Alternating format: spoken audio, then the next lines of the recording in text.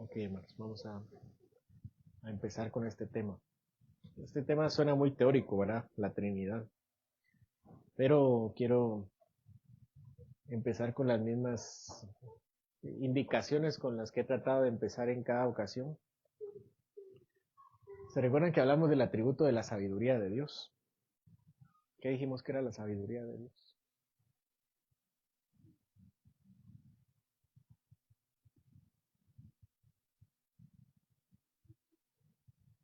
Mm. Sí. La voluntad del Señor siempre es lo mejor y siempre usa los mejores fines y los mejores medios. ¿Eso qué significa? Que a veces nosotros venimos con cierta expectativa a la iglesia y pues dependiendo de nuestro estado de ánimo, nuestras necesidades o lo que nosotros querramos aspirar, así esperamos también que sea la palabra. Pero así como este tema, el tema anterior y el tema que hemos visto, eso es lo que necesitamos escuchar en esta mañana, ¿verdad? Si nuestra expectativa respecto al culto, por ejemplo, era cierta, era una, lo que estudiamos o lo que meditamos era lo que necesitábamos meditar. Eso es lo que Dios estableció para nosotros. No había un tema mejor para estudiar en la mañana que ese. Igual puede ser que tengamos algunas expectativas sobre lo que queramos aprender, pero el Señor quiere que aprendamos esto hoy. Y no hay otro tema mejor que aprender hoy que este, porque este es el Señor que nos ha dado. ¿Sí? Solo para recordar que eso es parte de la sabiduría de Dios. Nosotros podemos tener ciertas expectativas en cuanto a los temas y decir que tal vez este es muy teórico, pero este es el que necesitamos estudiar hoy. Esto es lo que necesitamos, lo que necesita nuestra alma hoy. Ese es el primero. El segundo es, la segunda indicación antes de empezar es que estudiamos estos temas para conocer más a Dios, porque queremos conocerle, queremos saber quién es. Y daba el ejemplo de en la última ocasión daba un ejemplo de una pareja. ¿Verdad? Imaginen que llegan a una fiesta y el esposo le celebra a su esposa la fiesta de cumpleaños y cuando llega a la fiesta, el esposo tiene la música que a él le gusta y los invitados son los amigos del esposo y la comida es la comida que al amigo le gusta y tocan y ponen la música que al esposo le gusta. Y la esposa va a decir, bueno, ¿para quién es la fiesta? ¿Para ti o para mí? ¿O qué creen que diría la esposa?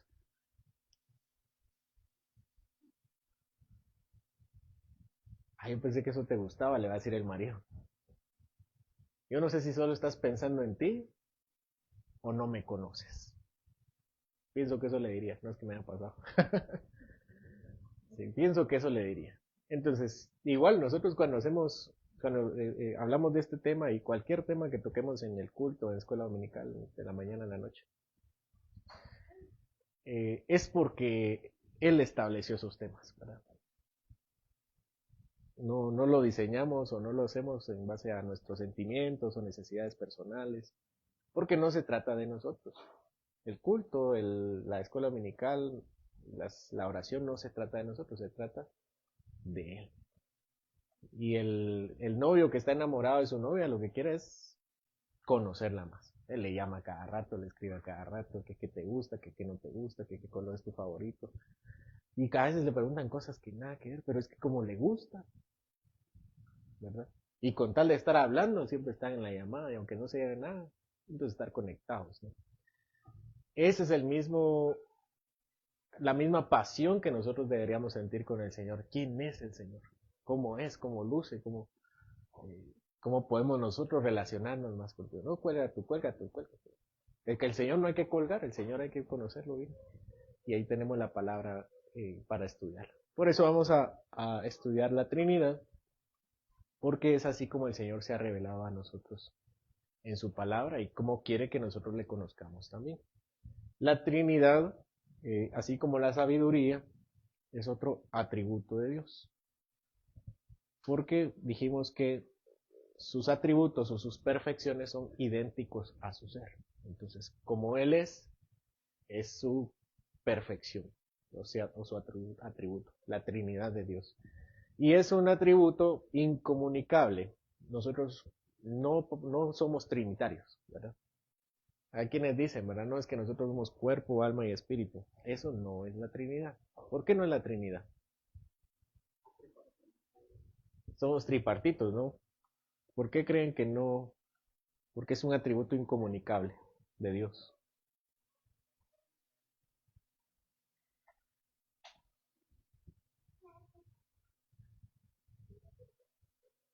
Nosotros somos una persona y un ser.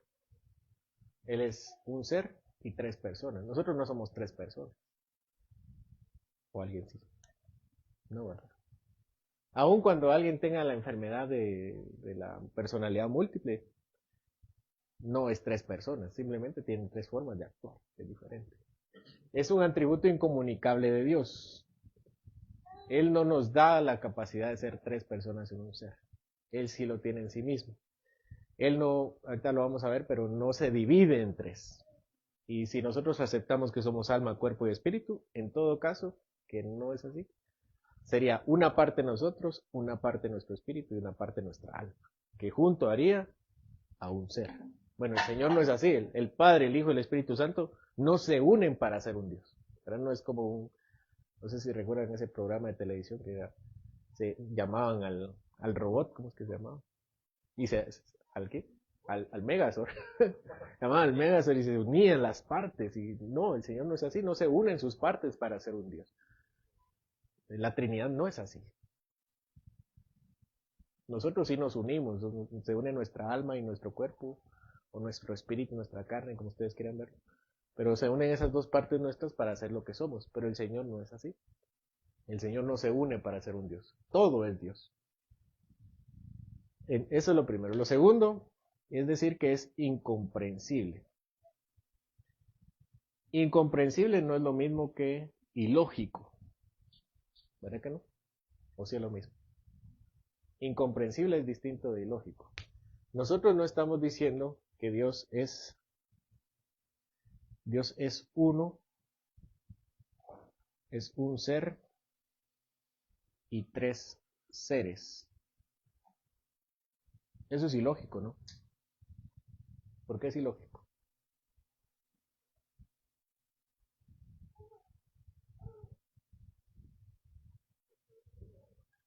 Uno o tres, pero no uno y tres. No decimos tampoco que es una persona y tres personas. Eso también es ilógico. O es una persona o son tres personas. ¿Qué decimos nosotros? Es un ser y tres personas, que es diferente. Ahora, explíqueme esto. Por eso decimos que es incomprensible. No es ilógico, es incomprensible. También mencionamos que nuestro conocimiento es limitado y hay un límite al cual nosotros podemos acceder. Y vamos a tratar de acceder al límite que el Señor nos ha dado. No es así, bueno, es incomprensible, vámonos, no, vámonos ya, a almorzar. No, estamos diciendo que el Señor se ha revelado de una forma que sí le podemos entender. Y vamos a tratar de entender qué es lo que Dios sí me ha revelado. Y hasta ahí, no más, porque no podemos. Así que esa es la segunda, eh, la segunda indicación respecto a la doctrina de la Trinidad. Es un atributo incomprensible y además es un atributo incomunicable y una doctrina incomprensible. ¿Qué es la doctrina de la Trinidad? ¿Cómo podemos resumirla?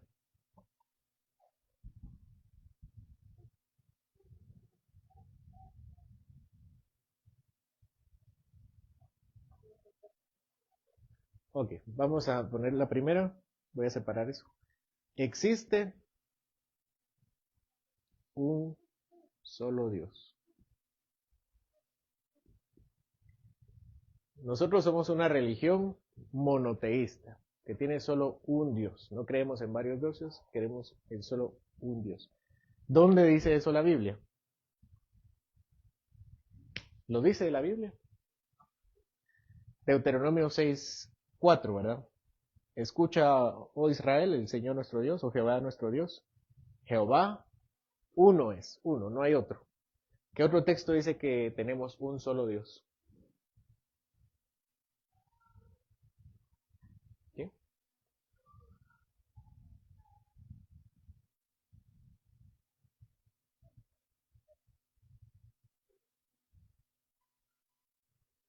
Hermanos, se nos olvidó.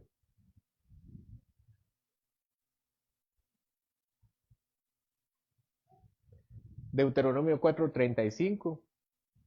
Jehová es Dios, no hay otro fuera de él. No hay otro fuera de él. Isaías 43:10. Antes de mí no fue formado Dios, ni lo será después de mí. Antes de mí, dice, no fue formado Dios, ni lo será después de mí. ¿Sí? No hay un Dios formado, no hubo nada, no hubo un Dios antes a él, no habrá un Dios después de él, porque solo él es Dios. Isaías 44:6 al 8 dice, no hay Dios sino yo. Isaías 45:5 al 6 y 21-22, yo soy Jehová y no hay otro. Eso es en el Antiguo Testamento. Y muchos dicen, no es que el cristianismo vino a cambiar eso y los cristianos dijeron que hay tres dioses. Bueno, los cristianos no decimos que hay tres dioses. En el Nuevo Testamento también habla de un solo Dios. Marcos 12:29. ¿Qué dice Marcos 12:29?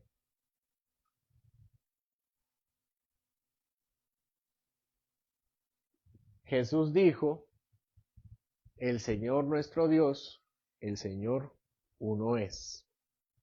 Primera de Corintios 8:4 al 6. ¿Qué dice Pablo? No hay más que un Dios. Eso lo dice Pablo en 1 Corintios 8:6 al 4. Perdón, 8:4 al 6. Efesios 4:6. Un Dios, dice. Un Dios y Padre de todos. Primera de Timoteo 2:5. Hay un solo Dios. Y Santiago 2:19. Dios es uno. Para todos esos textos me dicen que Dios es solo uno. Solo tenemos un Dios. Esta es la parte fácil de la Trinidad, ¿verdad? Tenemos un solo Dios. ¿Sí? ¿Alguna duda con esta primera parte de la doctrina? Tenemos un solo Dios. Profesamos, confesamos un solo Dios. Aquí viene lo complicado. Que subsiste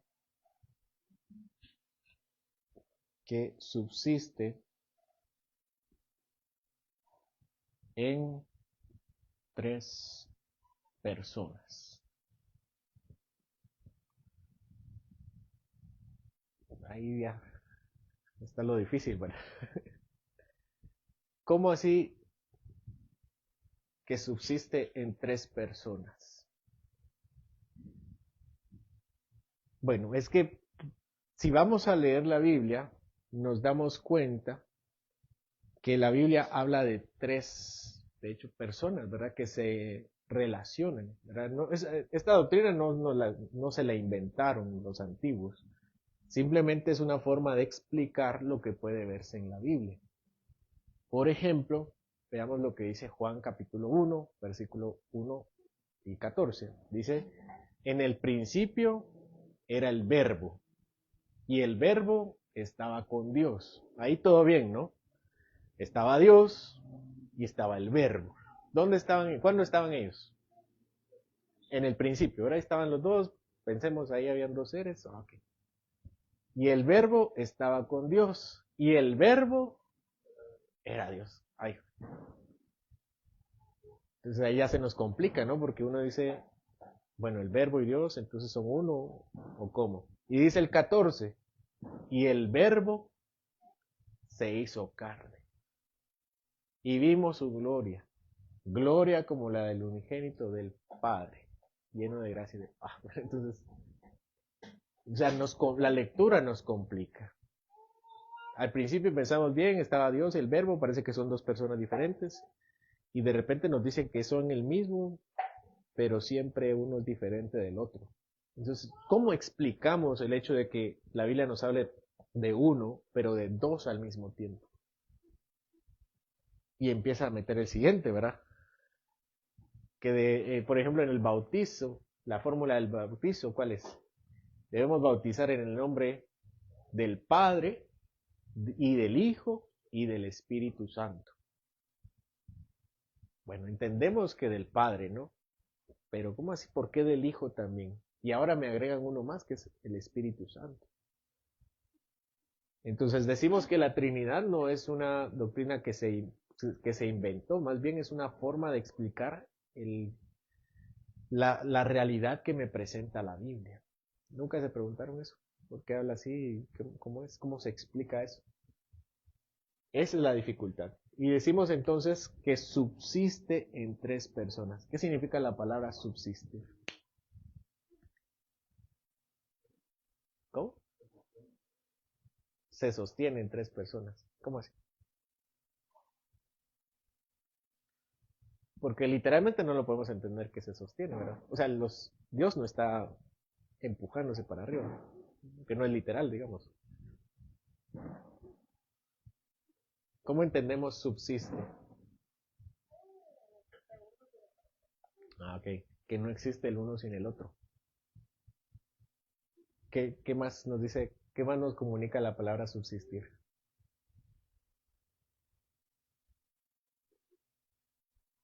Voy a quedarme con esta definición que es muy buena. Que no existe el uno sin el otro. Es decir, que desde la eternidad estaban todos, los tres, al mismo tiempo, de la misma manera, en la misma relación, y así seguirán para siempre. Por eso decimos que es incomprensible también. Subsiste en tres personas. ¿Cómo podemos probarlo? ¿Dónde tenemos esa... ¿Dónde tenemos eso que dice en la Biblia, ¿no? Que Él subsiste en tres personas? Tenemos Mateo 28:19, como dijimos, ¿verdad? Que debemos bautizar en el nombre del Padre, del Hijo y del Espíritu Santo. ¿Dónde tenemos a los tres otra vez?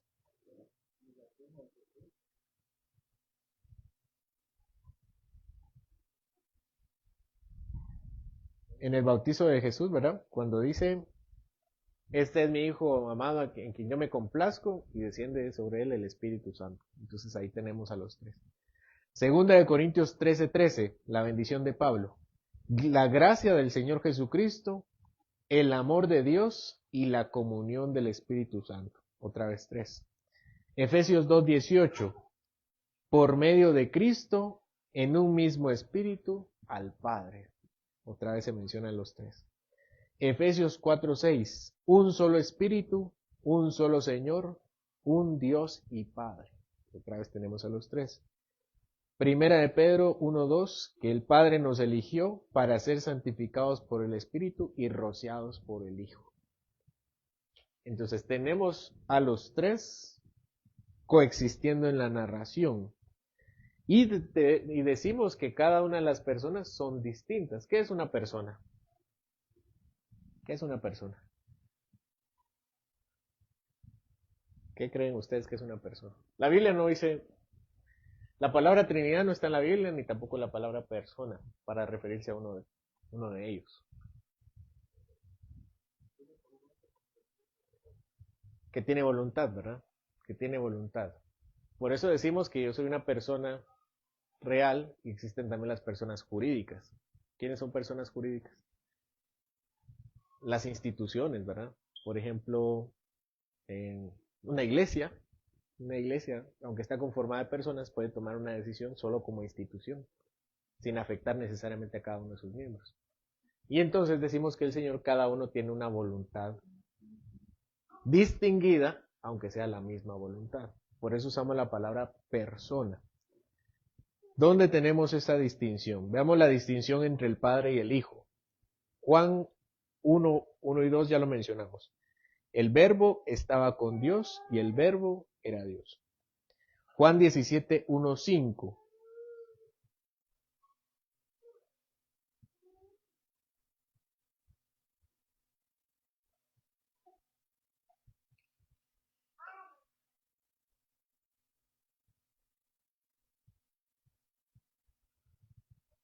Dice Juan 17:1-5, estas cosas habló Jesús y levantando los ojos al cielo dijo, Padre, la hora ha llegado, glorifica a tu Hijo, para que también tu Hijo te glorifique a ti, como le has dado potestad sobre toda carne, para que dé vida eterna a todos los que le diste. Y esta es la vida eterna, que te conozcan a ti, al único Dios verdadero, y a Jesucristo, a quien has enviado. Seguimos leyendo versículos. Yo te he glorificado en la tierra, he acabado la obra que me diste que hiciese. Ahora pues, Padre, glorifícame tú al lado tuyo, con aquella gloria que tuve contigo antes que el mundo fuese. Entonces ahí vemos la distinción de voluntades.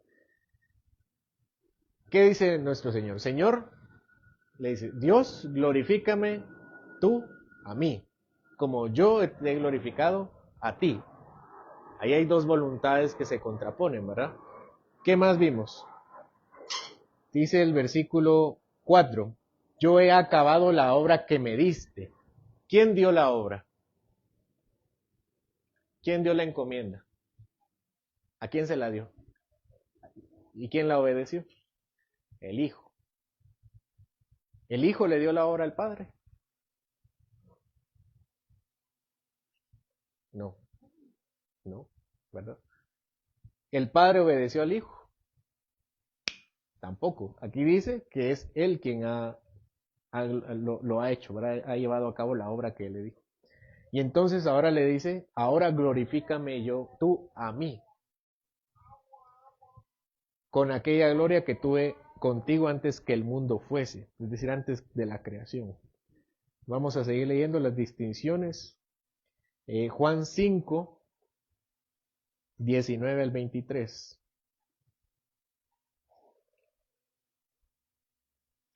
Respondió entonces Jesús y les dijo, de cierto os digo, no puede el Hijo hacer nada por sí mismo, sino lo que ve hacer al Padre, porque todo lo que el Padre hace, también lo hace el Hijo igualmente. Porque el Padre ama al Hijo y le muestra todas las cosas que Él hace, y mayores obras que éstas le mostrará, de modo que vosotros os maravilléis. Porque como el Padre levanta a los muertos y les da vida, así también el Hijo a los que quiere da vida. Porque el Padre a nadie juzga, sino que todo el juicio dio al Hijo, para que todos honren al Hijo como honran al Padre. El que no honra al Hijo, no honra al Padre que lo envió. Entonces viene nuestro Señor y dice, yo no hago lo que quiero. ¿Qué es lo que el Hijo quiere? ¿Qué es lo que el Hijo hace? Termina siendo, según este texto, lo que hace el Padre. Eso hace el Hijo. Y después dice que el Padre ya no juzga. Ahora, ¿quién juzga? Es el Hijo. Entonces ahí vemos dos voluntades distintas. Vamos con el siguiente. Hebreos 1:3.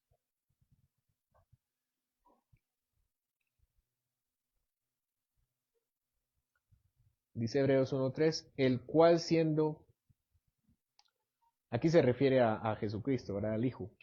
El Hijo, el cual siendo el resplandor de su gloria, desde la gloria de Dios, y la imagen misma de su sustancia, y quien sustenta todas las cosas con la palabra de su poder, habiendo efectuado la purificación de nuestros pecados, por medio de sí mismo se sentó a la diestra de la majestad en las alturas.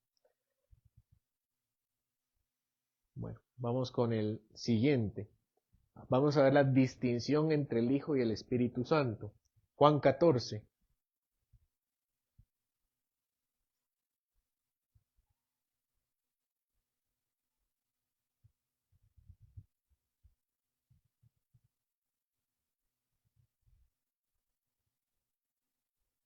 (16, 17).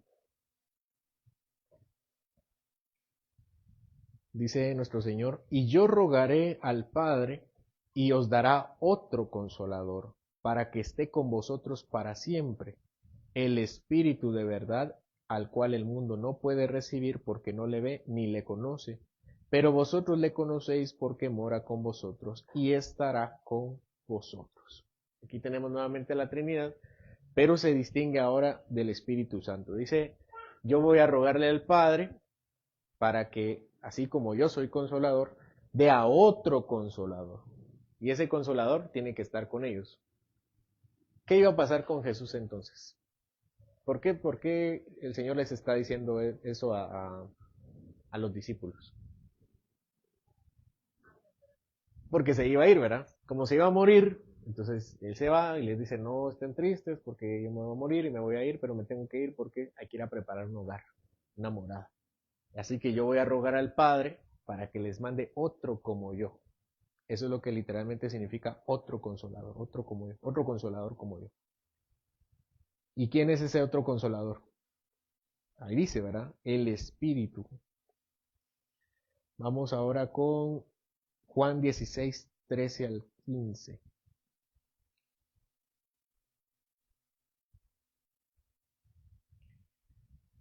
Dice, pero cuando venga el Espíritu de verdad, Él os guiará a toda verdad, porque no hablará por su propia cuenta, sino que hablará todo lo que oyere, y os hará saber las cosas que habrán de venir. Él me glorificará porque tomará de lo mío y os lo hará saber. Todo lo que tiene el Padre, bueno, este es otro que vamos a ver después. Entonces dice, el Espíritu Santo tampoco habla por su propia cuenta. ¿Qué habla el Espíritu Santo?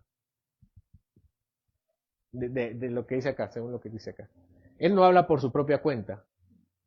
¿Qué habla? Lo que oyere. ¿De quién? De Cristo. Eso dice el versículo 14. Él me glorificará porque tomará de lo mío y os lo hará saber. Entonces lo que viene a comunicar el Espíritu Santo no es una voluntad personal del Espíritu Santo, es lo que Jesucristo ya les había dicho y se los va a devolver, se los va a recordar. Entonces vemos otras dos voluntades diferentes, la voluntad de Cristo que acaba de enseñar y la voluntad del Espíritu Santo que es tomar de lo de Cristo y dárselo también a los discípulos. ¿Sí? Dos voluntades diferentes. Vamos ahora con la distinción entre el Padre y el Espíritu Santo. Juan 14, 26.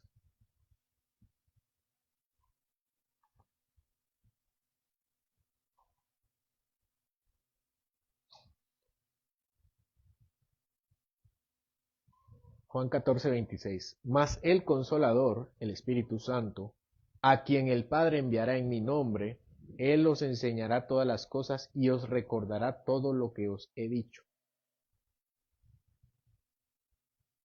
Entonces el Espíritu Santo no es el Padre. Así como el Padre no es el Hijo y el Hijo no es el Espíritu Santo no es el Padre. ¿Envía el Espíritu Santo al Padre? No. Al contrario, el Padre es quien envía al Espíritu Santo en nombre de Cristo y enseñará y recordará lo de Jesús. No lo que Él quiere, sino lo que Jesús ha enseñado. ¿Sí? Entonces vemos que son personas distintas, tienen voluntades distinguidas. Distinguidas. ¿Sí? ¿Duda con esto? ¿No?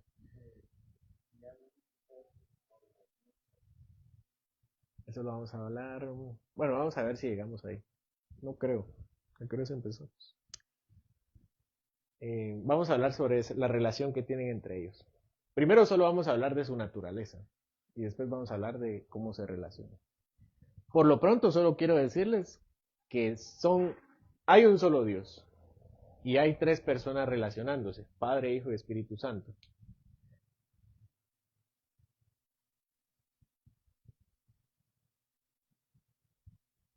Y Espíritu Santo. Entonces, hasta acá podríamos decir, bueno, Dios es el Padre, el Hijo es alguien creado y el Espíritu Santo también y los envía.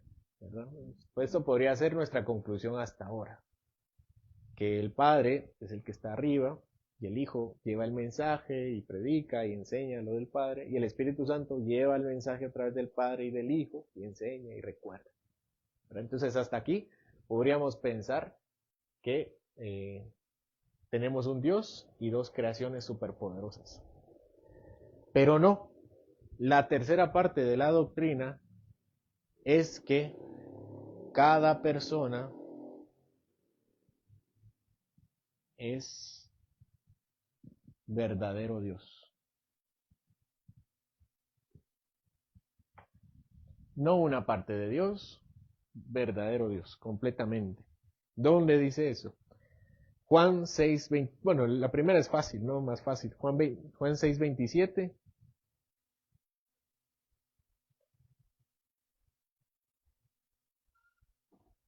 Dice, trabajad no por la comida que perece, sino por la comida que a vida eterna permanece, la cual el Hijo del Hombre os dará, porque a este señaló Dios el Padre. Entonces el Padre es Dios. Vamos con otro texto, Efesios 4:6.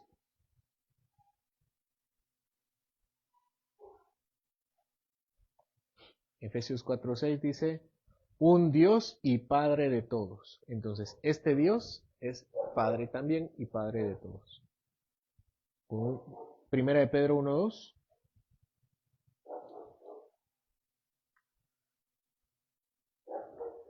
Dice, elegidos según la presencia de Dios Padre. Entonces decimos que el Padre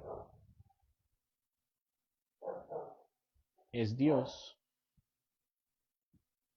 El Padre es Dios. Bueno, esto ya lo habíamos dicho desde el principio, ¿verdad? El Padre es Dios. Y el Hijo podría ser una criatura muy poderosa como el Espíritu Santo. Pero no, así como se refiere al Padre, se refiere también al Hijo la Biblia. Vamos con Juan 20:28.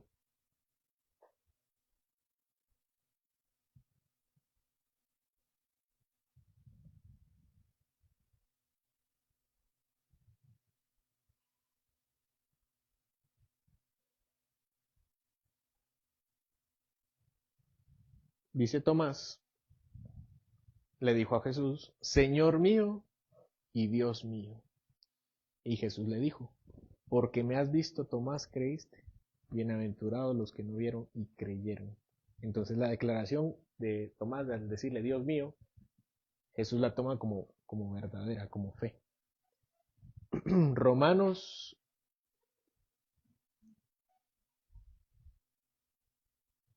9:5.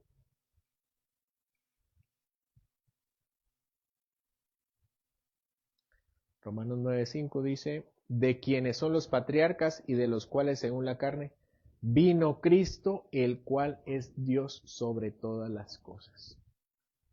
Entonces, ¿qué título le da Pablo a Cristo? Es Dios sobre todas las cosas.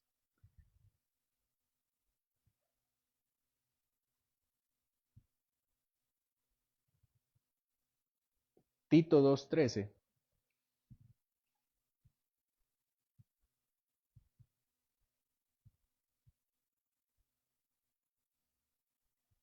Dice, aguardando la esperanza bienaventurada y la manifestación de nuestro gran Dios y Salvador Jesucristo. Pablo dice que Jesucristo es Dios y Salvador. Ok.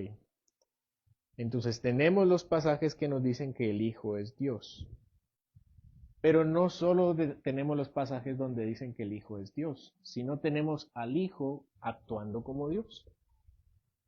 Juan 17:5.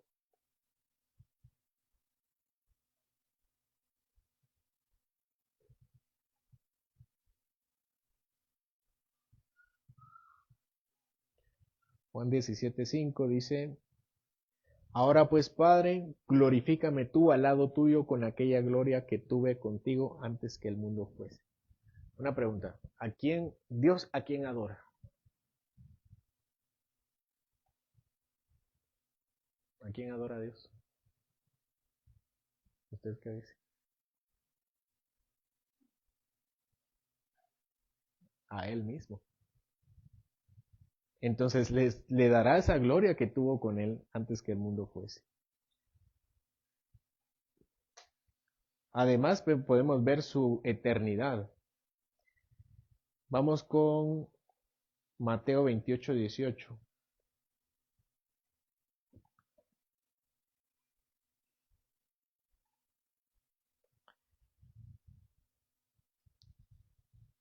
Dice nuestro Señor que se acercó y les dijo, toda potestad me es dada en el cielo y en la tierra.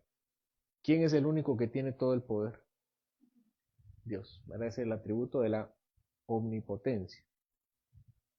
Veamos Colosenses 1:16.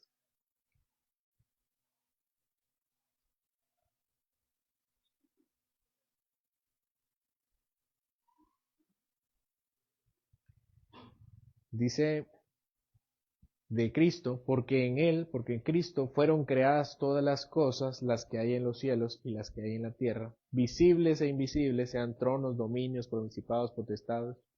Todo fue creado por medio de Él y para Él. Entonces Jesucristo fue creador, o es creador. Y ahora Juan 5:22.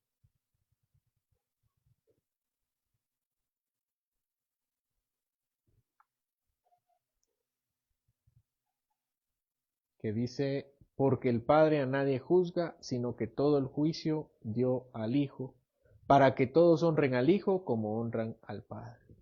Igual recibe adoración el Señor. Bueno, entonces ya dejamos claro que el Hijo es Dios. Y ahora tenemos que decir que el Espíritu Santo es Dios.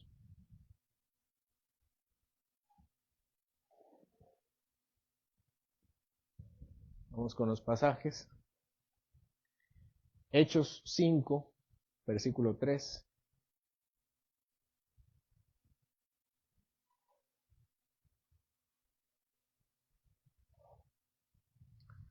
Voy a leer desde el 1.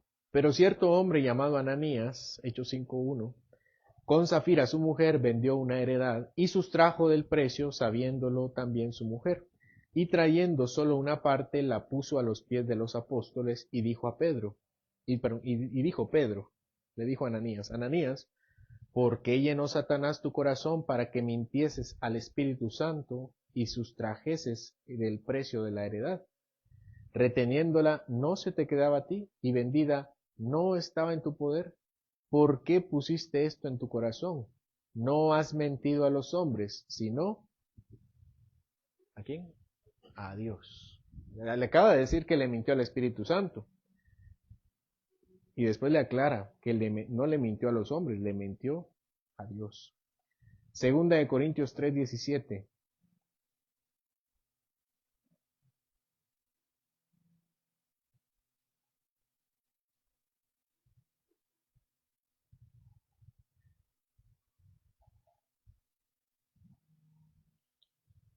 Segunda de Corintios 3:17. Porque el Señor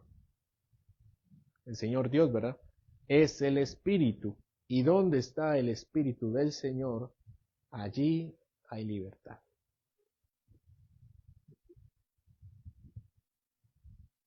También el Espíritu posee atributos de Dios.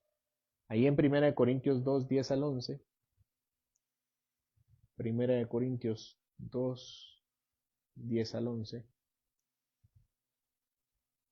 Dice, pero Dios nos la reveló a nosotros por el Espíritu, porque el Espíritu todo lo escudriña aún lo profundo de Dios. Entonces vemos que el Espíritu tiene omnisciencia.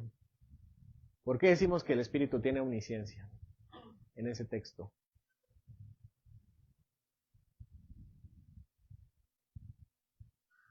Hermanos,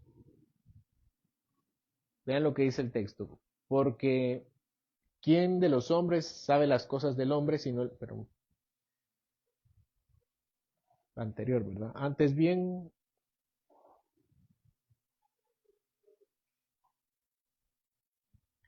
sí, pero Dios nos la reveló a nosotros por el Espíritu, porque el Espíritu todo lo escudriña aún lo profundo de Dios.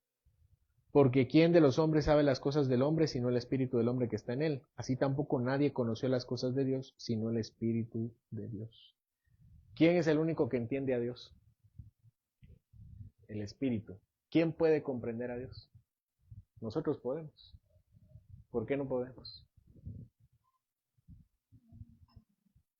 Porque no lo sabemos todo, ¿verdad? No tenemos omnisciencia. ¿Y quién sí tiene omnisciencia?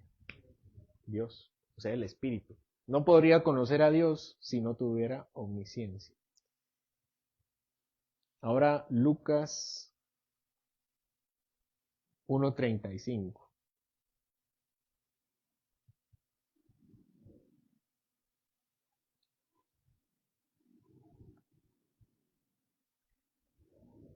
Dice, respondiendo el ángel, él le dijo, el Espíritu Santo vendrá sobre ti y el poder del Altísimo te cubrirá con su sombra, por lo cual también el santo ser que nacerá será llamado Hijo de Dios.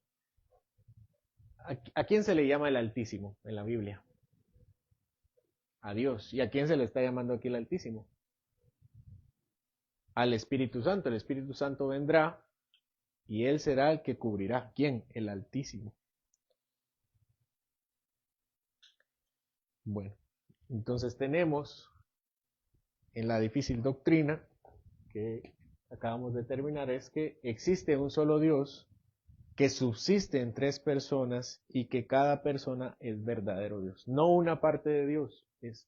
No se puede ser una parte de Dios porque Dios no tiene partes. Cada persona es verdadero Dios. ¿Estamos? ¿Dudas? Muchas. Después vamos a hablar sobre cada una de las obras que hace, especiales que hace cada uno.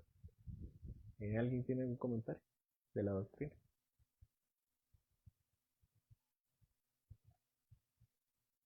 Adelante. Creo que también al Espíritu Santo lo vemos también en la creación, ¿no? En el inicio el Espíritu de Dios se movía sobre las aguas, ahí estaba presente también, agregando a esto último de que es creador. Santo. Sí, también tienen su creación. Vamos a hablar sobre la voluntad de cada una en la siguiente ocasión. ¿Alguien más? ¿No? Adelante. Solo podría ser así. Gracias.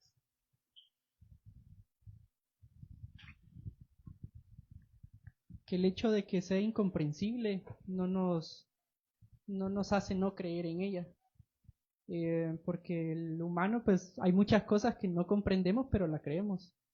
Por ejemplo, el amor. No lo podemos ver, pero nos preguntamos, todos, por ejemplo, sabemos que amamos y nos sentimos amados. Entonces, creo que es una de las cosas que la Trinidad nos hace pensar, que muchas veces queremos comprender todo a nuestra razón tan finita que no creemos en ella simplemente porque nosotros no la entendemos. Incluso alguien puede saber más de una materia que yo, eso no significa que no le pueda creer, solo porque mi conocimiento no es tan grande como el conocimiento de esa persona en ese tema. Amén. Sí, nosotros podemos decir que comprendemos algo, pero realmente no lo comprendemos a fondo, ¿verdad? Aun cuando alguno tenga una especialidad, no sabe todo exactamente y nunca lo llegará a saber, mucho menos con Dios, ¿verdad? Y tampoco nos exime de acercarnos a Él, porque eso es lo que dice esta postura, se llama el agnosticismo. ¿Has escuchado el agnosticismo? ¿Qué dice el agnosticismo?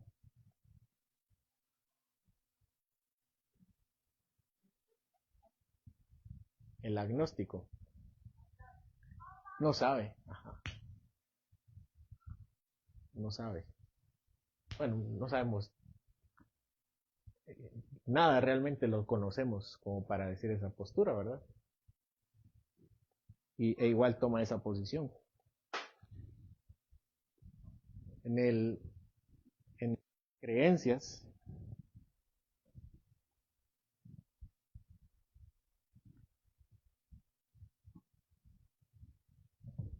está el ateo, el creyente, el agnóstico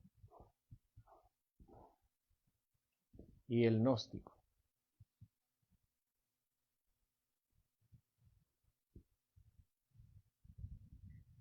¿Sí? El creyente dice que sabe y dice que Dios existe. El ateo dice que Dios no existe. El agnóstico no sabe si Dios existe. Y el gnóstico sabe que Dios no existe. ¿Me entiendes?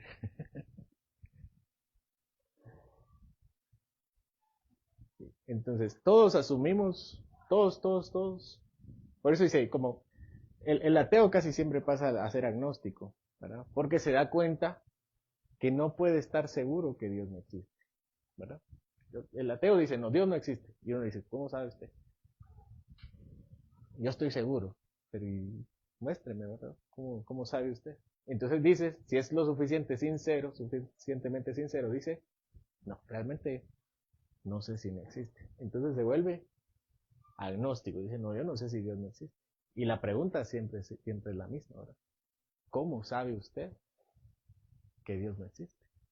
No sé. Entonces, ¿cómo puede llegar a una conclusión tan categórica?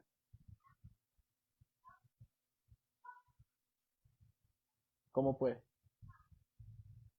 Porque es alguien que no se quiere someter a Dios, no por la inteligencia, porque suena más humilde, ¿verdad? Yo no sé, que no existe. No, eso no es ser humilde. Eso es resistirse. Y de ahí pasan a ser gnósticos. Y finalmente, después dicen, no, tal vez si hay una fuerza creadora y después, creyentes. Finalmente llegan a la conclusión que sí hay evidencia y que esa evidencia está en Cristo Jesús. ¿Verdad? Porque uno no puede vivir por la vida dudando de todo. A la verdad que este suelo existe. ¿Verdad? Voy a dar un paso y no, este suelo saber si existe. Este suelo saber si existe. Uno no puede vivir así. Por eso se convierten en gnósticos y dicen, no, tengo que creer en algo. Y si creo en algo, quien lo sostiene es, lógicamente, Jesucristo. Solo es el paso para entender la Trinidad también. La Trinidad se entiende por fe. Pero también si no se entiende la Trinidad, negarla como ateo es inconsistente completamente. Bueno, aquí partimos para otra clase, pero ¿alguna otra duda? Gracias por comentar. Adelante. Sí, es una duda, digamos. Yo he visto a veces que hay gente que por querer explicar la Trinidad empieza a hablar como de forma, dar ejemplos de la naturaleza, por ejemplo, ¿verdad? Dicen el agua, ¿verdad? O escuché un pastor que hasta hablaba del huevo y un montón de cosas así. Se convierte. Ajá, que se ponen a explicar la Trinidad y tratan como que de poner ejemplos. Pero bueno, creo que eso no está bien, ¿verdad? No sé qué, qué punto podríamos, digamos, como tomar ahí, ¿verdad? Sí, por eso el primer paso para entender teología era recordar que usamos lenguaje comparativo, analógico. No se puede hablar de Dios de otra manera. Y que toda analogía tiene un defecto. Si yo les digo, yo soy como el perezoso, como el oso perezoso. Ustedes no me van a decir, yo no lo miro peludo, yo no lo miro lento, no lo miro colgado en un árbol.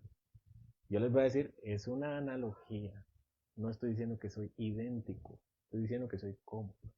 Entonces, lo que tienen los ejemplos, ¿verdad? Que es como el agua, que es como el huevo, que es como yo, que tengo un padre, pero también soy padre de Efraín, y soy hijo, ¿verdad? Entonces, hay que recordar que ese tipo de ejemplos son parcialmente buenos.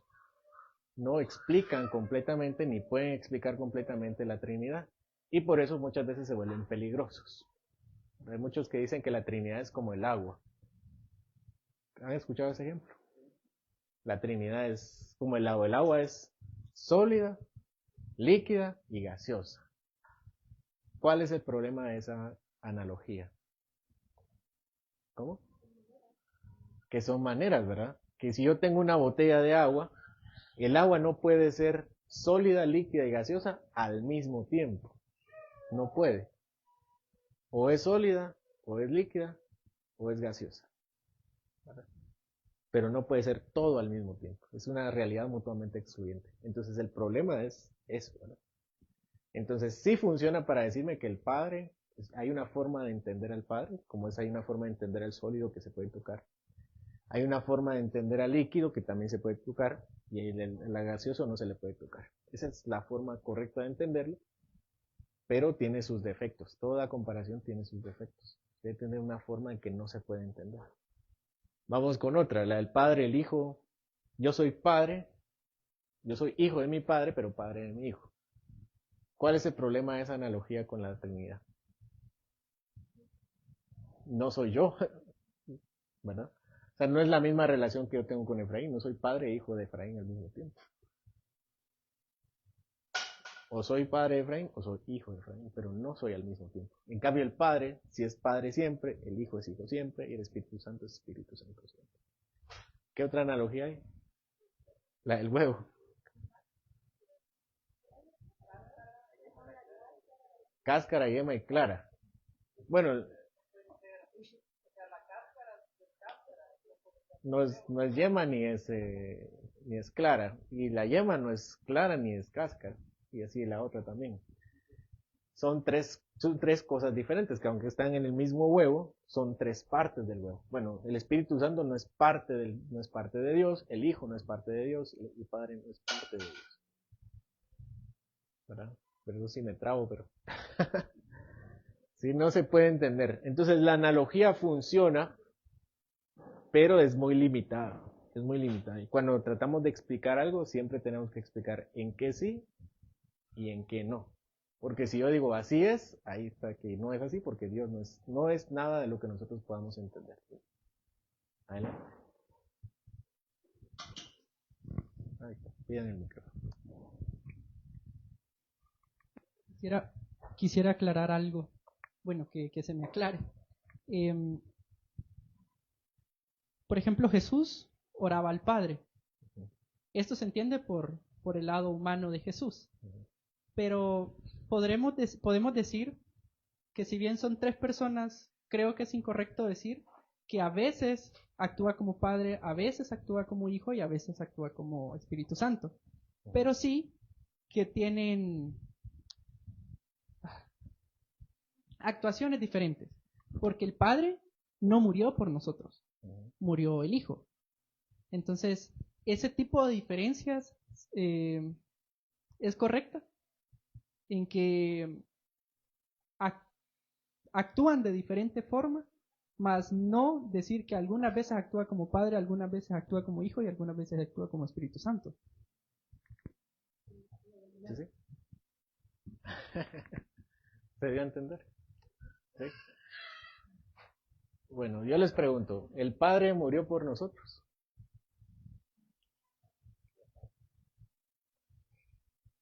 Veamos el texto de Hechos 20, cuando dice Pablo, le encomienda a los pastores, les dice que Él los ha puesto por pastores del rebaño, que Dios los ha puesto por pastores del rebaño, el cual, el Espíritu Santo, así dice, ¿verdad? El Espíritu Santo los puso por ovejas del rebaño, el cual, ¿qué dice? Hermano, su conocimiento de Hechos 20.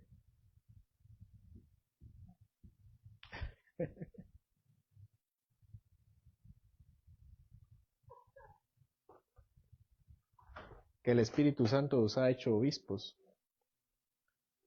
20. Gracias.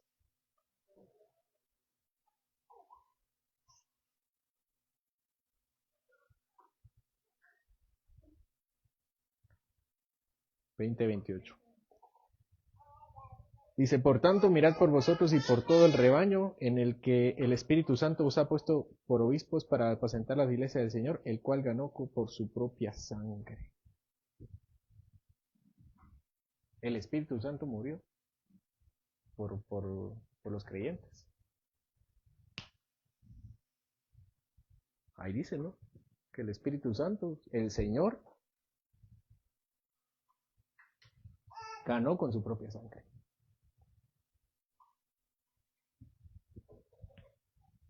¿Qué dicen ustedes?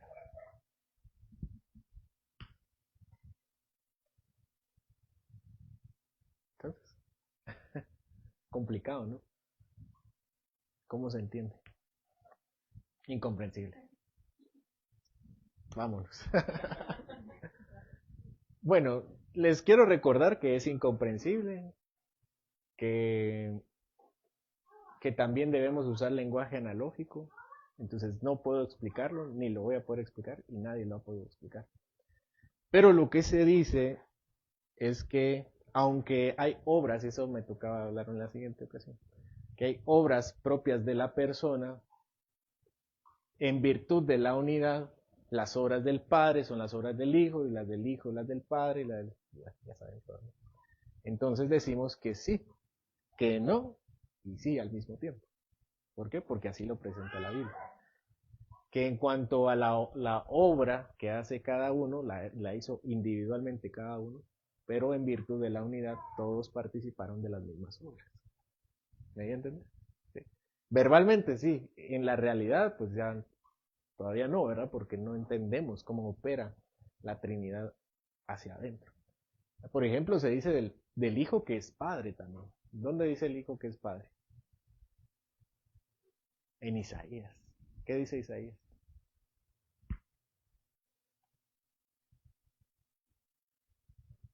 Es la profecía del nacimiento del Señor, ¿verdad? Hijo os es dado, el que será llamado admirable, Dios fuerte, príncipe de paz, consejero, Padre eterno. ¿A quién se le va a llamar Padre eterno? Al Hijo.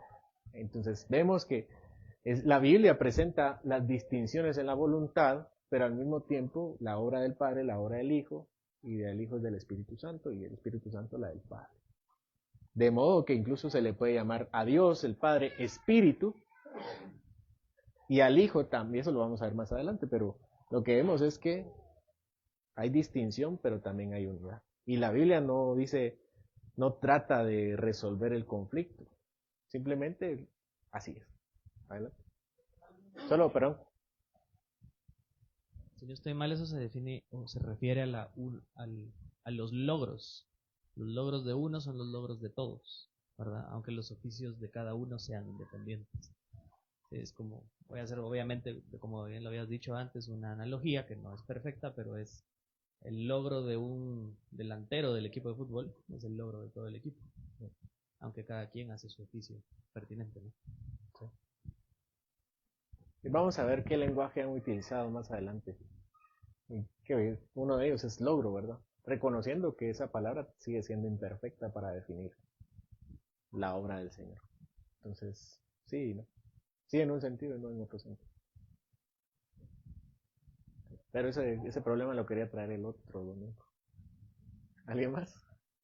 En cuanto a lo que no es la obra, sino el ser. Bueno, ese es nuestro Dios. Oramos. Padre, te damos gracias porque en tu infinita misericordia nos has revelado esta verdad a nosotros, y aunque confesamos que es incomprensible para nosotros, por tu Hijo Jesucristo, has hecho que parte de este conocimiento sea accesible a nuestra vida. Y por las verdades del Espíritu has sellado en nuestro corazón, que las creamos y las confesemos también. Te pido, Señor, que tú te glorifiques en nuestra vida a través de un entendimiento profundo de quién eres tú, y abundando en nosotros amor y una pasión para buscarte en quien tú eres, Señor, de considerarte soberano sobre todas las cosas y adorarte, Señor, adorar al Padre, al Hijo y al Espíritu Santo, y elevar nuestra mente hacia ambos.